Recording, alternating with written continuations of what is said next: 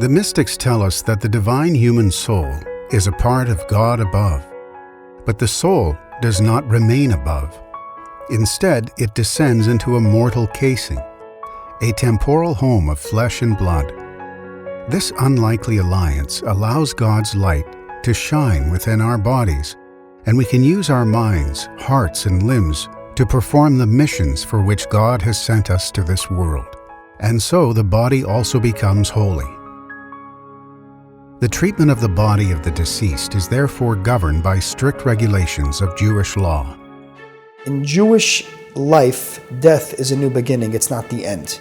Zvi Gluck is the director of Amudim, a New York-based Jewish crisis intervention center, which is frequently called upon to assist in meeting the requirements of Jewish law for the dignified treatment and proper burial of the deceased. We will go to any extent to help people when it comes to burying a loved one.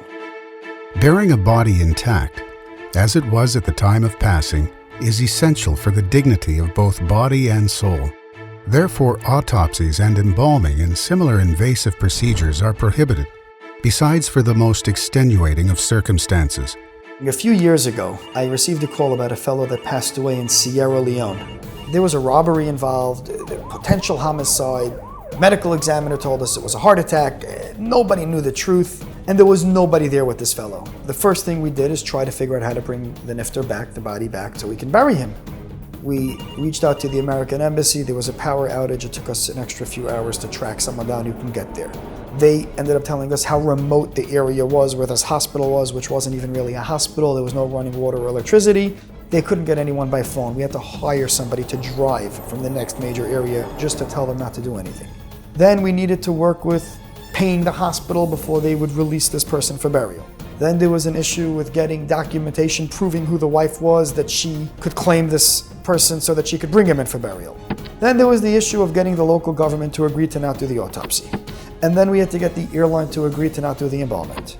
We were told that based on the amount of travel that would have to be done, this person would not be able to be brought to Jewish burial for the following week, meaning keeping him there for another Shabbos in Africa.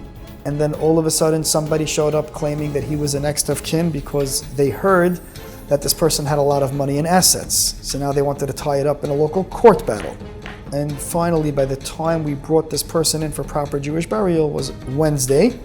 Thank God we were able to object to all autopsies and invasive procedures and things of that nature, but it was still 4 days of non-stop battles where every day there was another hurdle and hoop to jump over, just to be able to follow the tradition in accordance with Jewish law. After a lifetime of marriage, the detachment of soul and body should not come as a bitter divorce, but as a gentle and dignified return to their respective sources.